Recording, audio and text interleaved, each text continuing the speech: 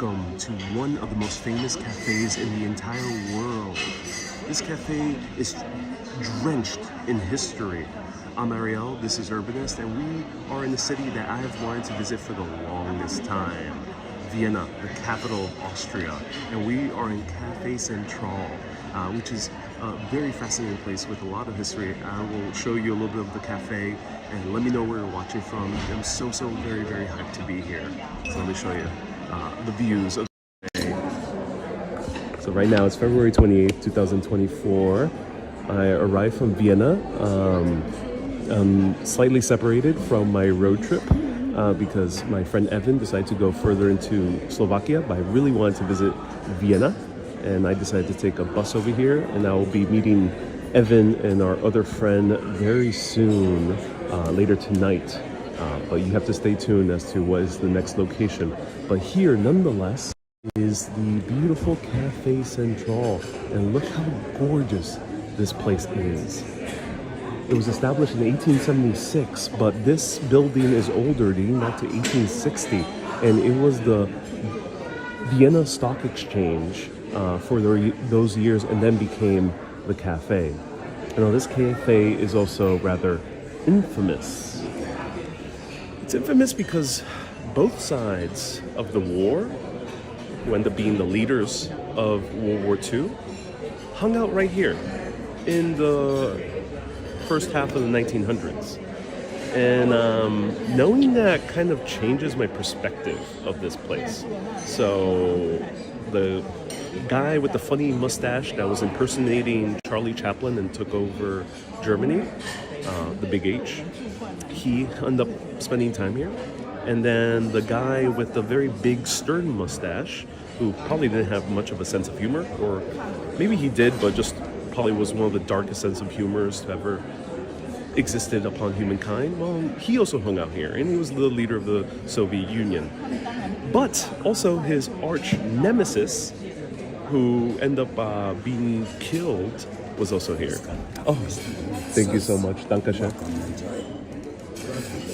All right, so here we have a beautiful apple strudel with some whipped cream and vanilla sauce. And I have a Americano, which they call it in a very strange German word that I'm not used to. But as I was saying, the arch rival of the leader of the Soviet Union, who was the leader during World War II, hung out here as well. And they most likely knew each other, Leon Trotsky. So it was a really interesting cafe. But aside from those very infamous figures, also Sigmund Freud was here. The father of modern psychology was hanging out here, potentially even in this very same seat. So here we have the beautiful, wondrous cafe. But before I tell you more history, let's get into having the coffee and the apple strudel, and then I'll show you the different coffees you can order here. But let's try this out first, and I'll show you around the cafe very soon, tell you a little bit more about the history. So first, let me try the cafe. I've been here for quite a while, so I was reading, doing some research, enjoying my time here before I started this live video. And you will see Vienna from the outside. That'll be in a separate live video, so stay tuned. But first, let's try some good coffee here in Vienna. Coffee has been in Vienna since around the siege of the Ottomans upon the city of Vienna, dating back to the 1650s. And this was a coalition between the Polish, the Austrians, and the Lithuanians, and they won against the Ottomans and pushed the Ottomans eventually out of this area of Europe, eventually out of Austria, out of Hungary, and then later on out of Romania. And coffee was introduced through the entire battle that ensued because the Turks had coffee shops way before then. So cheers. Ooh, that's so good. I like that. Ooh, that's amazing. Oh wow, good coffee. It has a very kind of like classic taste to it. Slightly chocolatey, not too chocolatey. Slightly nutty. like an almond nuttiness.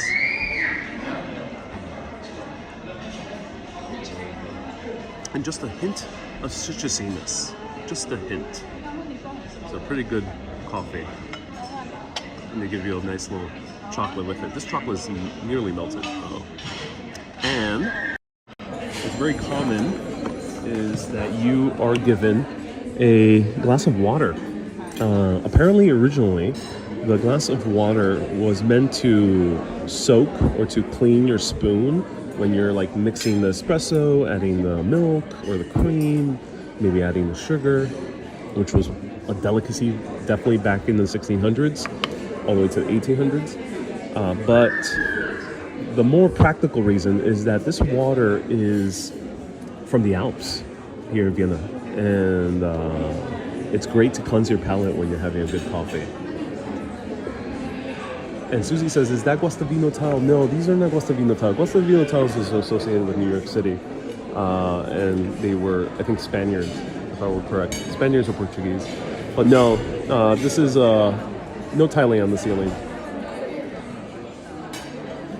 The ceiling definitely evokes Gothic style architecture.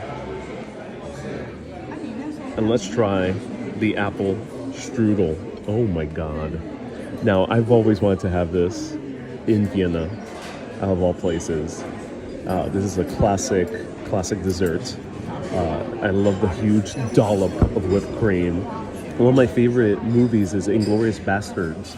And there's a very tense scene of the villain, who's one of the Germans, hunting, unfortunately, people of the Jewish faith.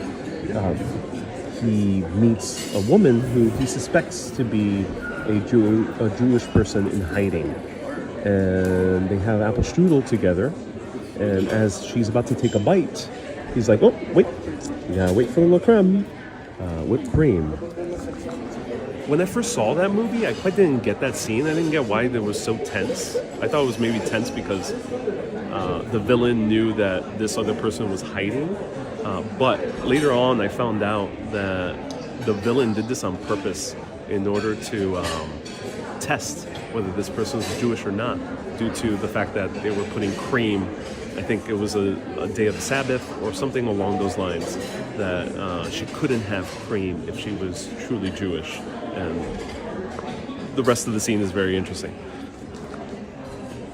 And then here is vanilla sauce. I'm going to take a bite first and then I'll have the vanilla sauce.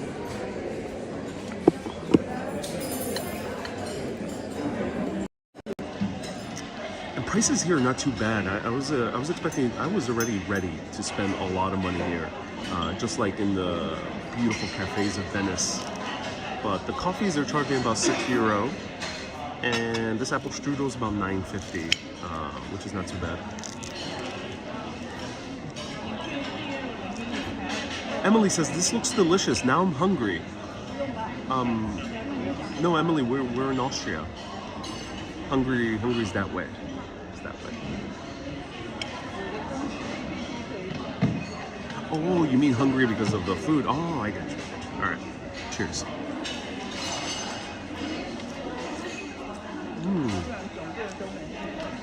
Oh, wow. It's nice and warm. Not too sweet. Makes the powdered sugar just even better. Because I don't want a sweet apple strudel and then a bunch of sugar on top of it. Oh. Flaky, but yet soft. You got the inner layers that are slightly soggy, and the outer layers that are very crunchy. I think that's a perfect combination.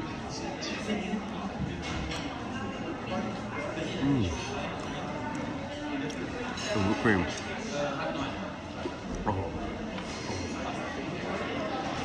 Oh my God. All right. Apple strudel and whipped cream combined together. Let's try it out.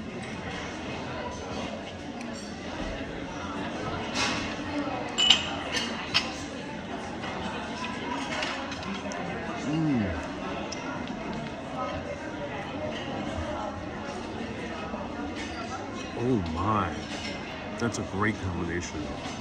I've had apple strudel many times. You know, New York City, it's somewhat common in New York City to have apple strudel. definitely my area of the U.S. in general has a lot of German influence, and then of course it probably were Austrians at some point as well. So apple strudel you can find in definitely many of the older cafes, but it feels different eating it here in Vienna, for sure.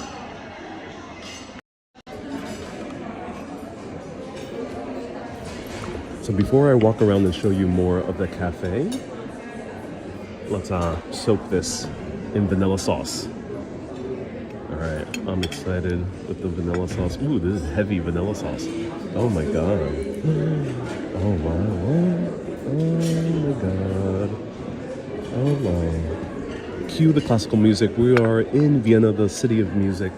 So cue the Beethoven. Okay, Google, play Mozart. Hey Siri, play Beethoven. Alexa, play Bach.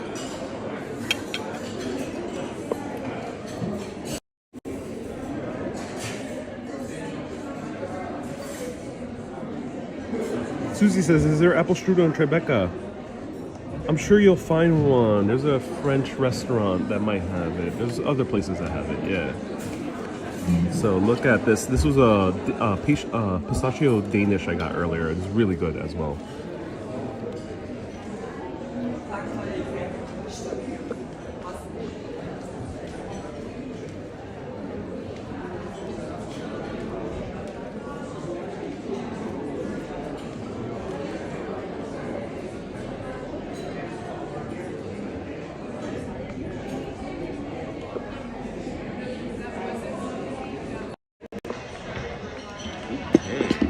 This is Cafe Central. Cafe Central in Vienna.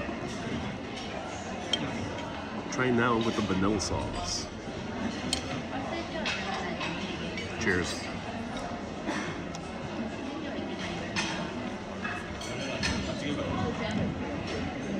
That's good vanilla sauce. I like it. Wow.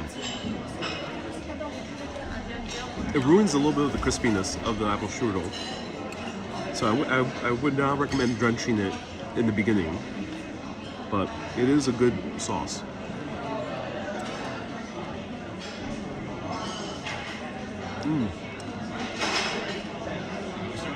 Wow. I wasn't planning on finishing this because I potentially want to have more in 1 or 2 more cafes. This is only a day trip for me. I gotta get going to another city, which you're gonna find out soon what it is tomorrow. But this is so good. I'm going to finish it. Yeah, this is amazing.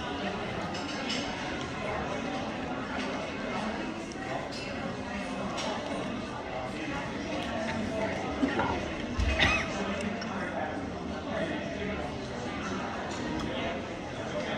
Oh my.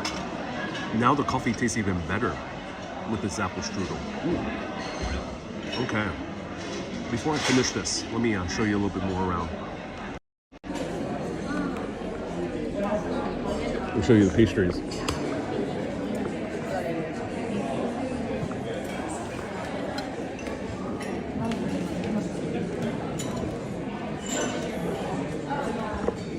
So here you can find all the other pastries.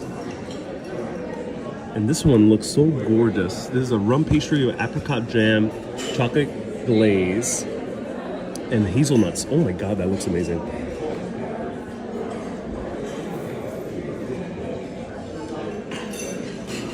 Wow. And then here's a very famous thing. And this is the newspapers. So the main function of these cafes, as many cafes in London, New York, Paris, and many other places, was a place to gather information and to gossip as well. And the way you would read about your country and then later on the world would be through newspapers. So these newspapers would be available even when this originally opened, 1870s, 1880s. You already would have newspapers from Vienna, from Germany, but not even just the local region, but from around the world. America, London, France, which were technically enemies at certain points. You have even further parts of the world. So it would be a great way to just read up all about the world as you're here in the cafe. And cafes are meant for lingering. And then there's also some magazines.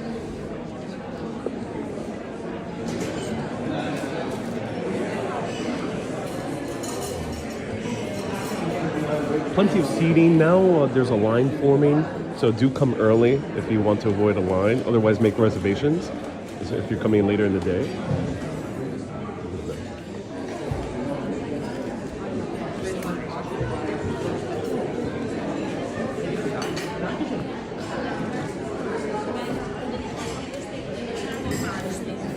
Right here, two paintings.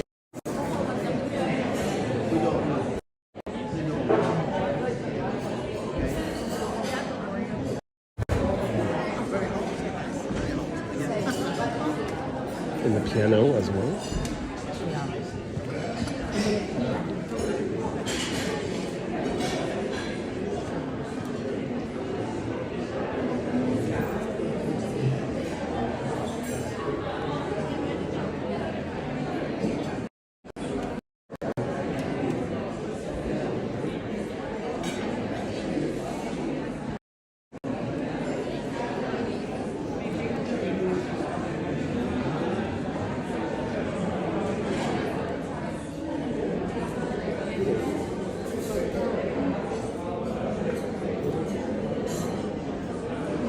Here's the famous cake. It's like a chocolate cake that Vienna is very famous for. They have a little snow globe with a little coffee with the whipped cream. It's fascinating.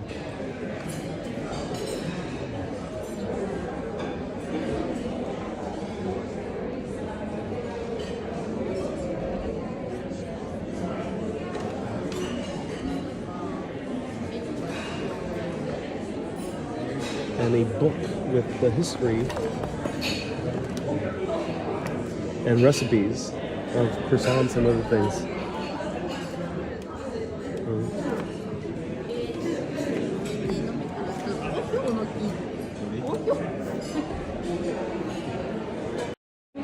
I'm sitting in this beautiful little corner seat right over here with these huge, magnificent windows. Oh, look at the views outside. Amazing. Oh my God. I'm in love. So you're not rushed out like you would be in in some cafes, like American cafes. You're not rushed out here. You can really linger. And I like the vibes. It's not a bunch of people working on their laptops, which is nice, but you technically can work. I think it's not out of the ordinary to come here and linger and read, do some work. Write, chat with friends. So Christine says, I need more time. Yeah, definitely. I usually travel slow, but I'm going on a road trip, so I'm seeing a bunch of things quickly. But yes, I'm already getting the vibe that I'll need more time in Vienna. So feel free to ask me anything you would like. That was a tour of the cafe. Soon you'll be seeing me outside of Vienna.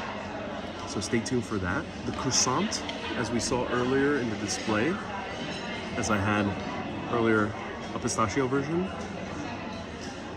comes from here. The legend is that when the Ottoman Turks were sieging the city of Vienna, one of the bakers here, an Austrian, saw the flag of the Ottomans. And in order to warn the Viennese about the incoming siege, he decided to bake a bunch of pastries in the form of the crescent moon that you would see in the Ottoman flag and other flags in the Islamic religion. And it took off. It became a very famous pastry, and then it was later imported into France, and of course it becomes known as a croissant, as we love dear today.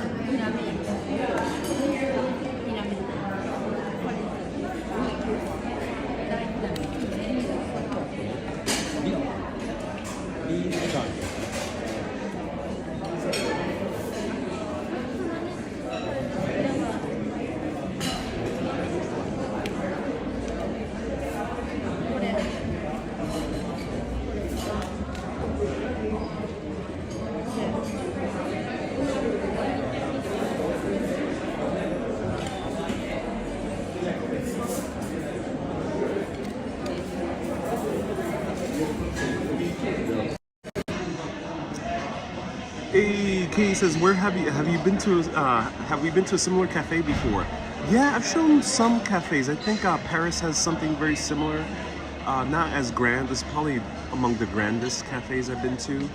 I've shown some restaurants that look similar to this. Can't recall right now, but I've been to maybe 2 or 3 cafes on live video, or that are similar to this vibe. I can't remember exactly which they were. I think definitely one of them might have been in Italy at some point. France, Paris, and then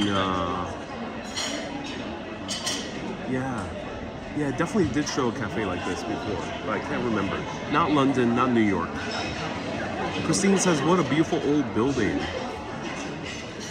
It is a very beautiful old building. Yeah, it definitely is.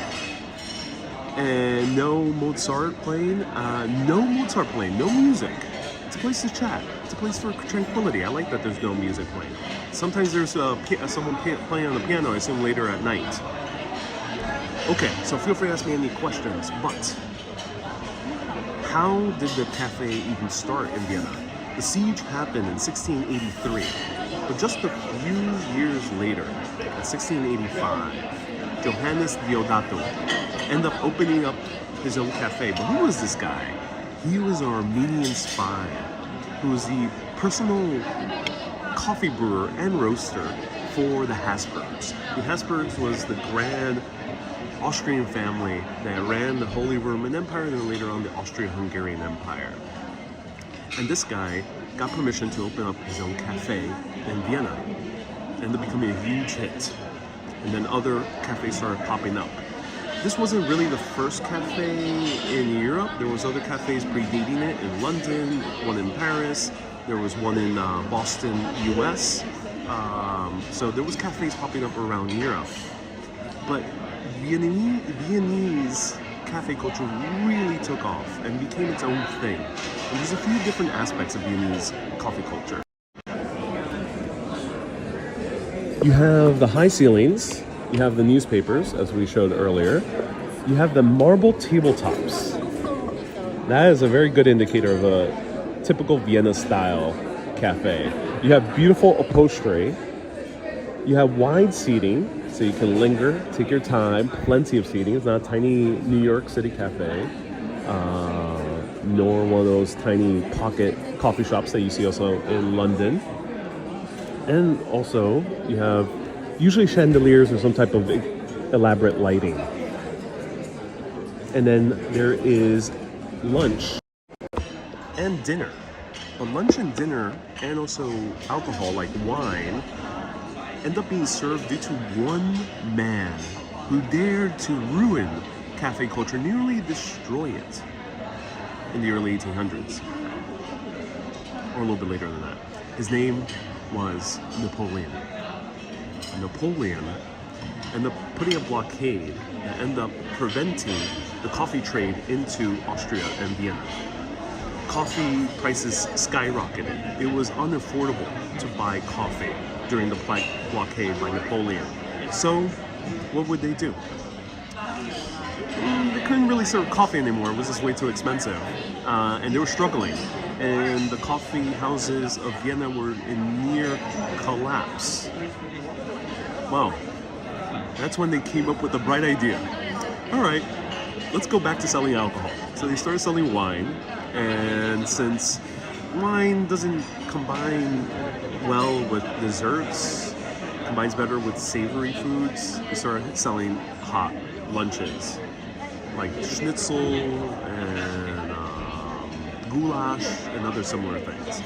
And still to this day, you can also find yourself a nice warm lunch and dinner, and also a nice glass of wine or beer. Marit says, I like the lamps. Me too. I really love the lamps. And Kerr says, native New Yorker turned Floridian here. Hey, thank you so much. Adam says, this is my kind of place. Sarah says, is this France? No, we are in Vienna, Austria. Kat says, are you going to Italy anytime soon? No plans as of yet, but I do want to go soon. Soul says, where do you gather your history? Online is my main resource. Sometimes I use books. I'm reading right now about Tokyo, so hopefully I'll visit Tokyo, Japan soon. So often I read books, but if I don't have the time to read a full book, I go online, search for articles, and what I do usually is I look at various sources, because anyone can tell you a story online, including myself, and there might not be verification of whether stuff happened or not, or you might not have the actual chain of events in the correct order. You know, there's a lot of stuff that can be either embellished or twisted or changed as one is telling history, especially as it's passed down throughout centuries. So what I try to do is, even though my time is tight in a trip like Vienna, I try to just get a bunch of sources and see what the general history is and tell you what that general history is. So articles, podcasts, other YouTube videos that tend to be a bit more expansive. There's lectures on YouTube, a lot of resources. All right. Oh my God. One of the better apple strudels of my life, right here.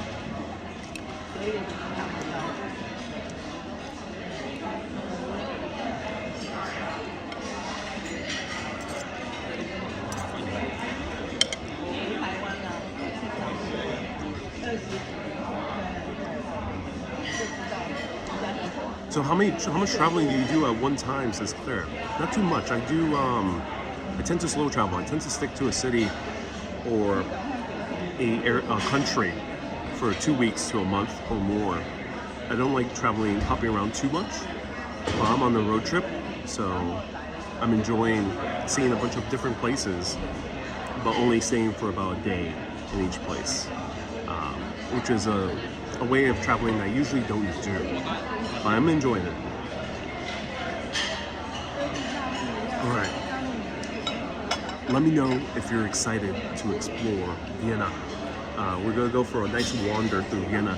I don't know much about the history of Vienna. I don't know much about the details of the history, and also I don't know where all the places are located.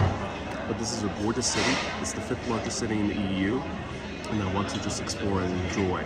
So let me know if you want to see a live video right after this one of exploring Vienna.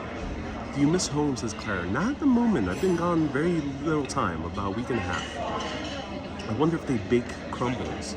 Pete says, what's my name? Ariel. Ariel is my name. Yuzu, thank you so much for tuning in. Ishmael. Andrew says, what's your next destination? You gotta stay tuned.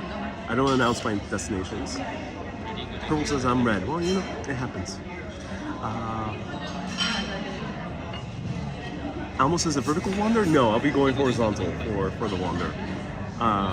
YouTube really loves vertical now, vertical live video. So for this cafe one, I decided to go vertical. Also, it's a bit easier to go vertical. Gary says, do you research before you travel? A combination. I can't research everything, especially on a road trip like this. I'm going to a lot of different locations. And I don't have that much time to pop around, to really like sit down and research a lot. So some things I research a lot, some things I don't. So it's give or take. Zach says, you look tipsy. Why the red face? It's red lighting. And also I'm a very red guy. No, I didn't drink at all today. And then also doing a live video in a public place with basically me viewing everyone, you know. It's a normal blush. Chandra says Sigmund Freud is closely associated with Vienna. This is the place he hung out in. Bella says, where's Evan? Evan left. He went with our other friend deeper into Slovakia, and I really wanted to see Vienna. And we don't have too much time to visit Vienna during the day, during our road trip. It wasn't put into the itinerary. So since Bratislava was so close to Vienna, I decided to come here. It was only an hour and 17-minute bus ride over here. The train ride is a little bit less. And it was awesome. And I'm here. I will be meeting Evan and our other friend later tonight in a different city. Stay tuned. You'll find out what that is tomorrow. John says, do they serve warm like stews? No, they serve a goulash. So it's a stew. It might be a little bit more soupy, but yeah, they serve goulash here. I think that's the only kind of stew or soup that they serve. Was the colonial coffee house in early America? In New York City, it was the Tontine Coffee House, which is located in the modern day Wall Street, but I don't know which one was the Boston one. It's definitely not open. Probably closed. I'm not sure when it closed, but it's definitely not a continuously running cafe in Boston that's old. But Boston had a cafe dating back to like the 1670s or so. Susie says, for another helping of apple strudel. Thank you so much for your contribution. And TikTok? No, YouTube. Yeah. YouTube, yeah. Yeah. Where are you guys coming from? Japan. Oh, Japan. I can't wait to go. Yeah. Oh, you're going to Tokyo? Sometime soon, maybe later next year. Right. Enjoy Vienna. Thank you. Ronald says someone's looking behind me. It happens. It happens. Drew says you're awesome. I wish I could stick around. Have a great time exploring. Hey man, thank you so much for tuning in. Kevin says, do you find it weird that everyone don't you find it weird that everyone in the cafe sees you talking by on the phone? That's the name of the game. That's what I do. Yeah, that comes with the territory. And I really like this road trip. I'm planning something behind that. What's the budget needed? You'll be at the end. You'll be learning about my road trip. I'm gonna sit down with Evan and we're kind of gonna break down how the road trip was made, where we went, how much we spent, around the types of lodgings we stayed at. So stay tuned. Around March 2nd or 3rd will be a nice sit-down chat with Evan, and we're gonna learn more about that. Adam says, how's the coffee? The coffee's pretty good. It's not the best coffee in the world, but it's pretty damn good coffee. All right, everyone. Thank you so much for tuning in. I can't wait to walk around Vienna. Super excited. Let me show you one more time the cafe that I'm located in. It's Cafe Central. Highly recommend checking it out. It's a beautiful, beautiful location that I just adore. And I think it's definitely worth it if you come over here. And I'll show you the prices before I head out.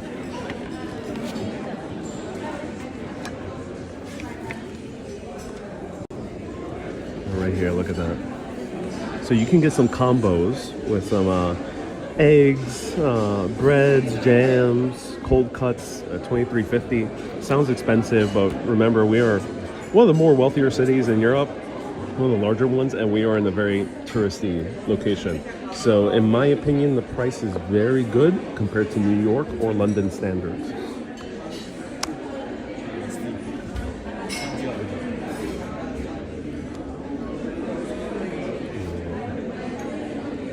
And then the coffee I ordered is right over here. I got myself, it's a bit hard to pronounce, Redlangerter. It's a bit hard to pronounce.